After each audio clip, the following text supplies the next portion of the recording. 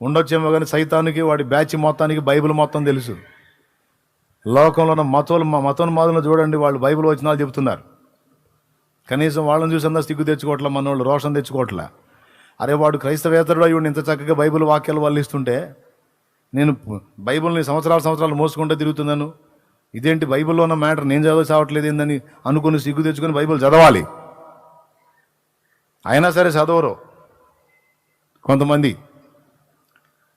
సాతాను దగ్గర దేవుని వాక్యం బైబిల్లో ఎక్కడ ఏ మాట ఉందో వాడికి తెలుసు. వెంటనే యేసు ప్రభుతో వాడు ఏమన్నాడు తెలుసా? ఇదిగో ఈ ఎత్తైన స్థలం నుండి దూకు, ప్రజలు నిన్ను మెచ్చుకుంటారు, నీకేం కాదు, నీ పాదములకు రాయి అయినా తగలకుండా వారు నిన్ను తమ చేతుల మీద ఎత్తిపట్టుకుందురు, ఆయన నిన్ను గూర్చి తన దూతలకు ఆజ్ఞాపించునని. కీర్తనల గ్రంథము 90వ కీర్తన